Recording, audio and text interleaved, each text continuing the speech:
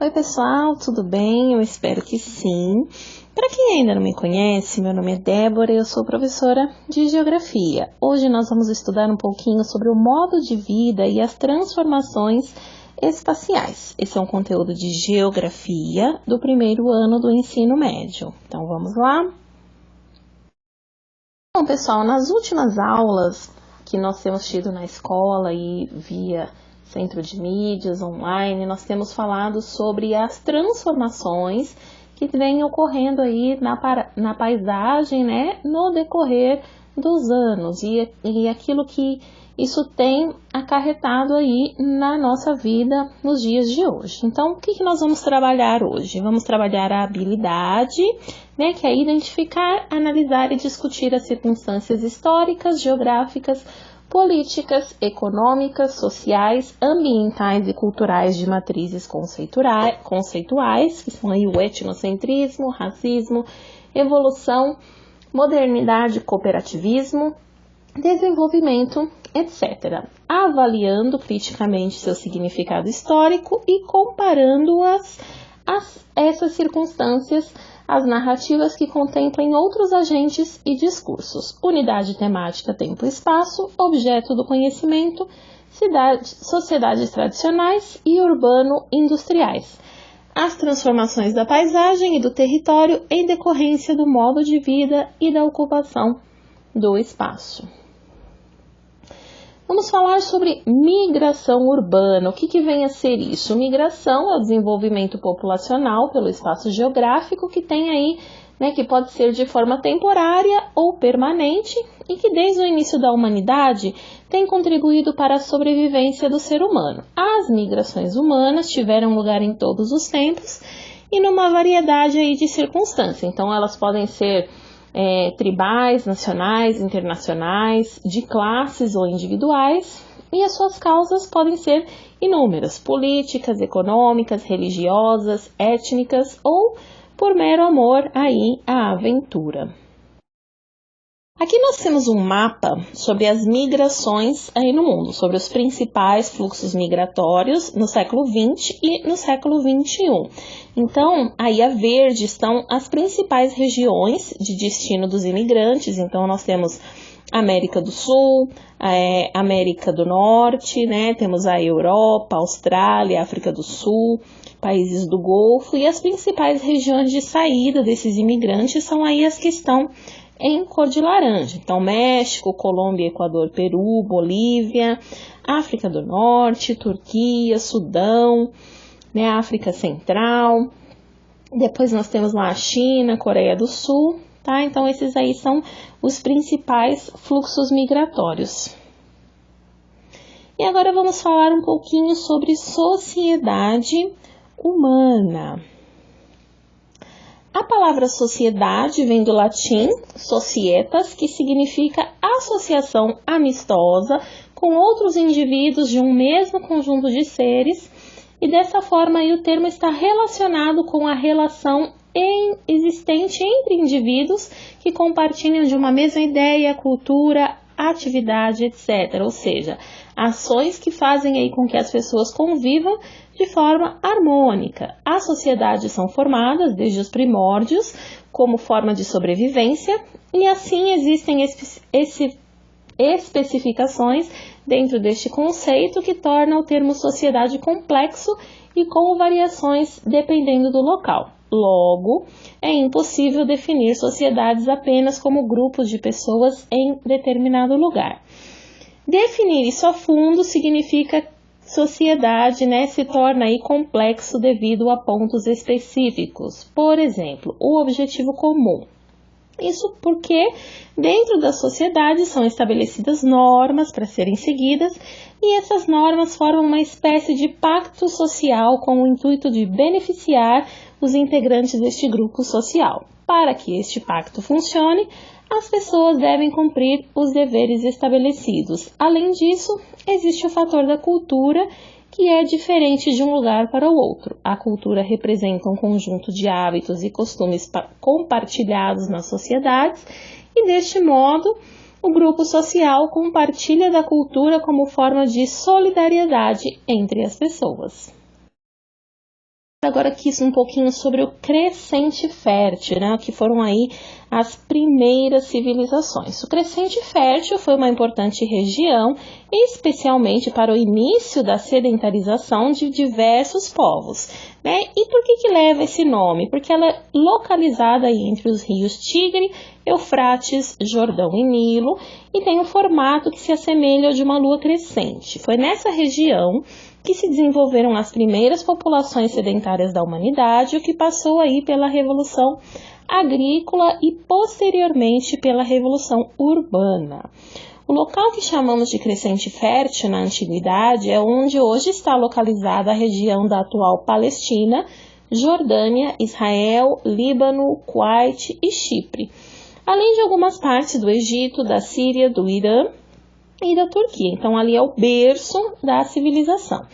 As cidades mais antigas se desenvolveram próximas aos rios ali localizados, mas antes disso, grupos humanos passaram a dominar a terra e a desenvolver a agricultura, o que lhes permitiu viverem fixos em um só lugar. O Crescente Fértil, então, foi uma região conhecida por ter uma terra fértil irrigada pelos rios, e foram eles que possibilitaram a agricultura e a sedentarização, e mesmo as trocas comerciais que se davam por meio da navegação de rios. Foi nessa região também que se desenvolveram aí os primeiros sistemas numéricos, a escrita, né? Isso porque a Mesopotâmia, por exemplo, viveu um período de desenvolvimento do conhecimento, das técnicas necessárias tanto para a vida sedentária como para a construção das grandes obras públicas. Para construir os canais, por exemplo, o desenvolvimento do pensamento matemático foi de extrema importância. E, além disso, o comércio já avançado entre os rios, né, exigia formas de comunicação que fossem mais objetivas. Então, o Crescente Fértil marca geograficamente o início da civilização humana, vivendo em sociedade e de forma fixa sedentária. Uma região com solo fértil, com fauna e flora diversa e com irrigação constante, dominada pelos homens e mulheres que passaram a desenvolver técnicas e ferramentas para tornar a vida fixa possível. O início da vida sedentária é marcado não só pela localização estratégica, mas também pelas formas como as populações encontraram para sobreviver. Pessoal, nós temos aí uma imagem, né, do Crescente Fértil, onde fica aí localizada nessa região aqui da Mesopotâmia, tá? Então, banhada aí pelo rio Eufrates, pelo rio Tigre, tá? E fica aqui bem pertinho dessa região de Jerusalém, tá? De Israel. Então, a África está aqui nesse trechinho, né, onde a gente tem o Egito, tá? Isso aí só para vocês se localizarem no mapa. Se vocês olharem aqui no mapa embaixo, né? Deixa eu dar um zoom aqui na tela. Vocês vão ver onde está aí localizada essa região do Crescente Fértil, tá bom? Então, passando aqui para o próximo slide, eu trouxe aqui para vocês uma pirâmide, e essa pirâmide, né, é da sociedade que vivia ali no Crescente Fértil. Então, nós temos aí na base da pirâmide os camponeses e os escravos, né? O escravo, ele estava abaixo dos camponeses. Nós temos coletor de impostos e militar acima. Aí, no meio da pirâmide, nós temos os escribas, né? Como eles estavam sempre estudando, escrevendo, eles eram considerados importantes na sociedade. Acima dos escribas nós temos os sacerdotes e a nobreza, e no topo da pirâmide o faraó e a sua família, tá? Vamos falar um pouquinho sobre Império Romano. Então, nós temos aí um mapinha da localização do Império Romano. Aí, a verde, nós temos as províncias imperiais, e em rosa nós temos as províncias senatoriais, tá? E em cinza nós temos os estados clientes. Temos aí uma imagem de um filme, né? Uma representação do Império Romano. O Império Romano foi a terceira fase da civilização romana e, segundo a periodização utilizada pelos historiadores, esse período se iniciou em 27 a.C., com a coroação de Otávio como imperador de Roma e se estendeu até 476 d.C. Quando o último imperador, Rômulo Augusto, foi destituído do trono, tal evento colocou fim ao império em sua porção ocidental.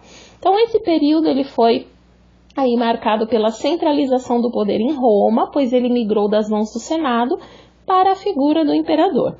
O império é ao auge, dessa civilização, pois ela havia alcançado seu máximo domínio territorial, mas, eventualmente, sua crise ocorreu, levando ao seu fim no século V d.C. Características aí do Império Romano. Na fase imperial, como o próprio nome sugere, o poder foi exercido pelos imperadores, figuras que detinham aí o mando político, militar e religioso sobre o território romano. E o tripé do poder político em Roma passava pelo imperador, que era responsável pela administração de todo o império. Então, pelo exército, responsável pela manutenção da ordem interna, das campanhas de conquista, pelos governos das províncias, por tudo isso. A economia se sustentava, porque pelo que era produzido aí nas províncias conquistadas. Então, sendo assim, a disponibilidade de alimentos em Roma era resultado da produção de grãos na Península Ibérica. Península Ibérica é onde hoje se localiza Portugal e Espanha, É o nome ali dos dois países juntos, e no norte da África, por exemplo. A atuação dos escravos era fundamental para o funcionamento dessa economia, uma vez que toda a sua produção dependia dessa atividade. Os escravos, por sua vez, eram obtidos nas guerras de conquistas que os romanos realizavam.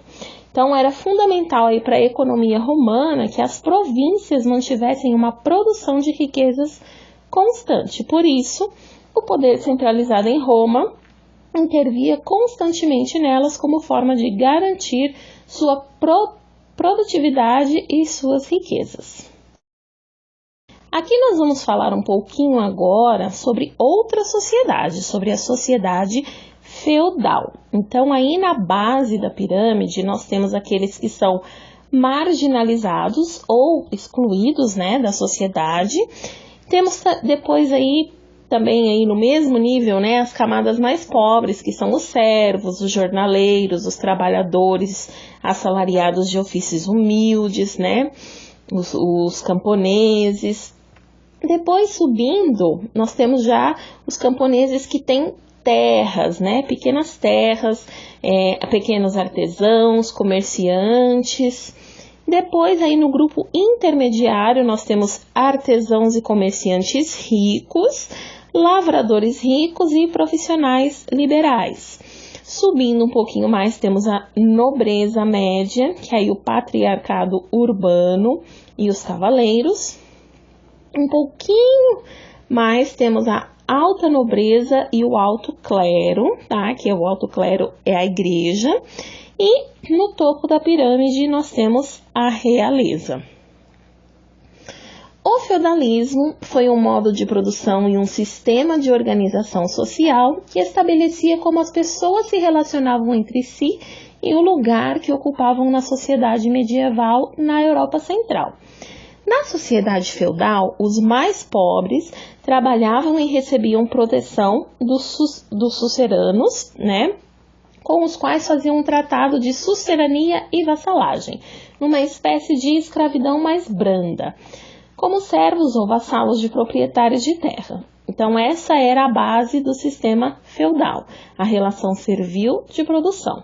Nos feudos, ocorria a maior parte das relações sociais, a proteção em troca de serviços e obrigações, e os senhores feudais possuíam ali terras e exploravam suas riquezas, cobrando impostos e taxas, e concediam terras a quem recebia, aos vassalos, com obrigações mútuas e juramentos de fidelidade.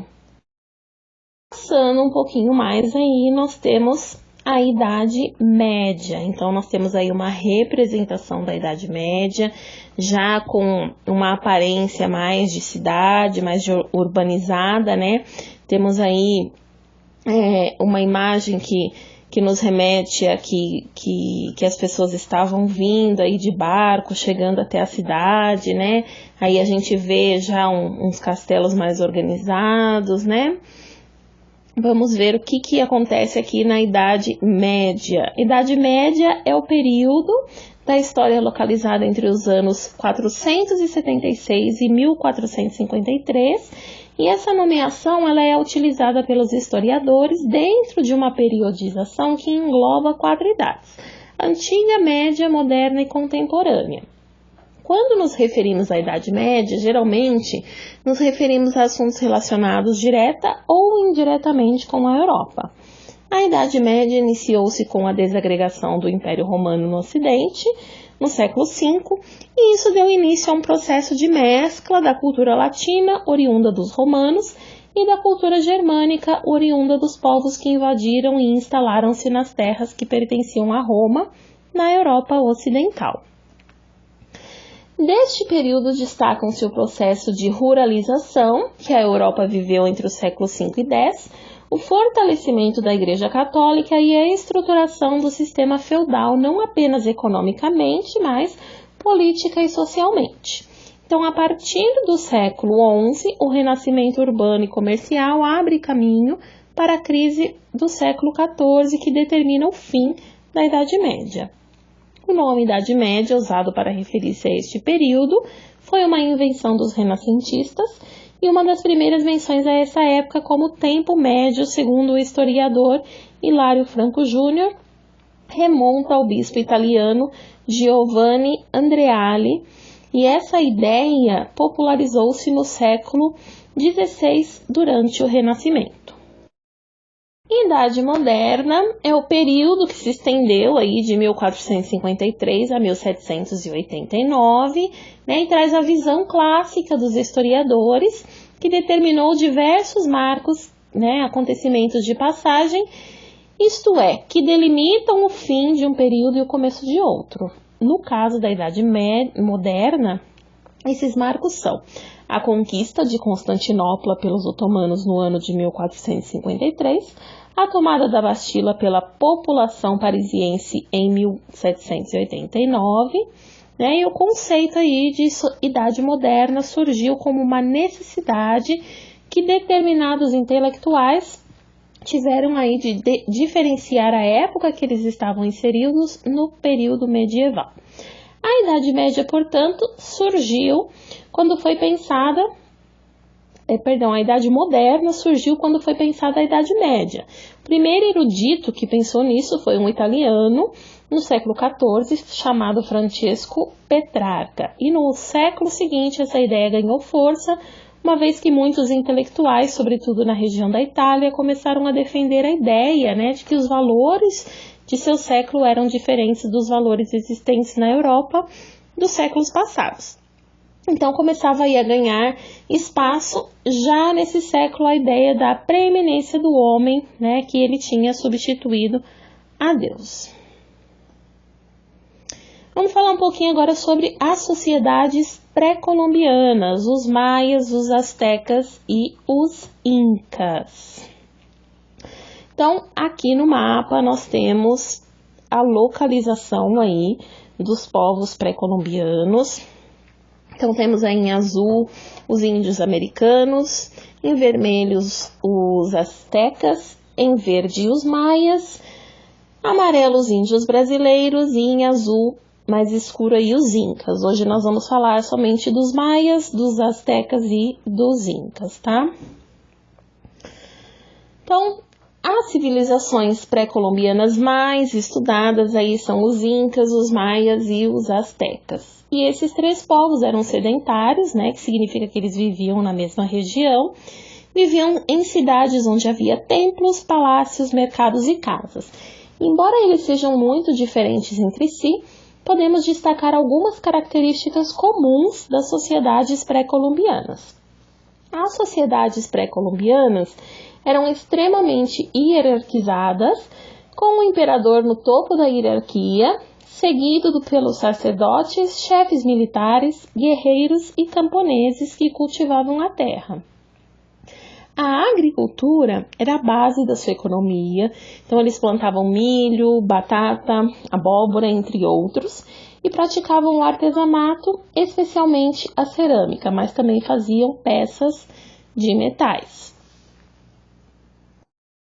Os maias se estabeleceram onde atualmente é o sul do México, ali na Guatemala, Belize e Honduras, e eles cultivavam algodão, milho, tabaco e desenvolveram um sofisticado sistema numérico.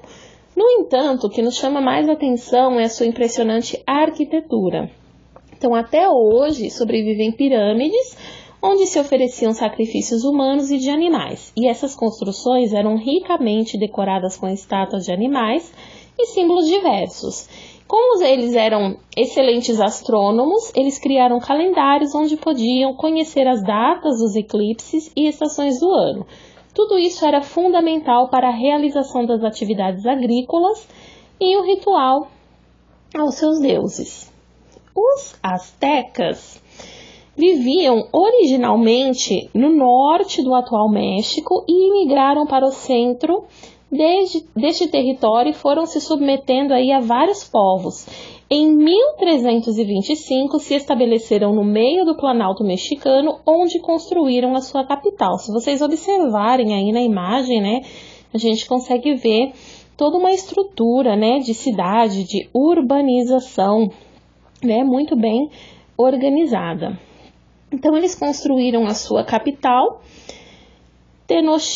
Tenochtitlan, no centro de um lago, né? E essa cidade se tornou o centro do grande império e impressionou os espanhóis com as suas ruas largas e limpas.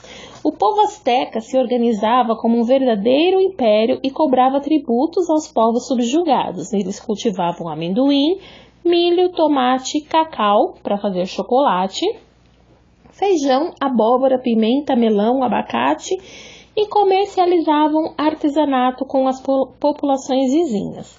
Os astecas também aproveitavam as guerras para capturar bravos guerreiros e assim oferecê-los aos deuses em rituais religiosos.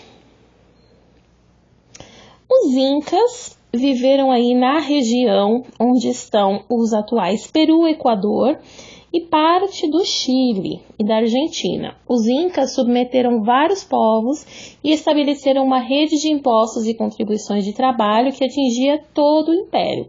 Registravam a cobrança de tributos e acontecimentos num sistema denominado quipu, e ele consistia em uma série de fios coloridos que eram feitos aí nós de 1 a 9. Eles plantavam milho, batata e coca, e domesticaram animais como a lhama, da qual obtinham lã, leite, carne, e além de ajudar na carga de mercadorias. Assim como os demais povos pré-colombianos, os incas eram politeístas e honravam a natureza. Para isso, realizavam cerimônias grandiosas a cada mudança de estação, que incluíam procissões, músicas, sacrifícios de animais e também de humanos. A economia dos povos colombianos era aí a principal agricultura, tá? Para isso, no caso dos incas, eles desenvolveram um sofisticado sistema de irrigação e de cultivo por andares, e os astecas, por sua vez, aprenderam a aterrar e fazer locais de plantio em pleno lago, em locais que recebiam o nome de chinampas. Tanto os incas como os astecas também cobravam impostos dos povos que haviam conquistado, e igualmente as famílias deveriam mandar os filhos ou filhas para servir ao imperador. Em contrapartida, os camponeses tinham direito a um terreno de acordo com o tamanho da sua família. Em época de fome ou peste, poderiam servir-se das reservas de grãos fornecidas pelo imperador. Por isso, essas sociedades não conheceram a fome ou a miséria. Igualmente, davam importância à vestimenta, na qual havia uma distinção muito clara entre as roupas dos nobres e das pessoas comuns. Por fim, outra característica deles é o politeísmo, né? Nós já falamos anteriormente, então vários deuses aí ligados ao ciclo da vida eram cultuados em cerimônias que incluíam procissões e sacrifícios de humanos e animais. Então, pessoal, nós falamos aqui um pouquinho sobre o modo de vida e sobre as transformações espaciais aí durante o tempo, né? Na próxima aula, nós falaremos sobre a revolução industrial e sobre as transformações na paisagem em decorrência disso, tá? Então, esse é o assunto do nosso 5º roteiro. Qualquer dúvida que vocês tenham, vocês podem entrar em contato comigo. Desejo a vocês bons estudos e até a nossa próxima aula.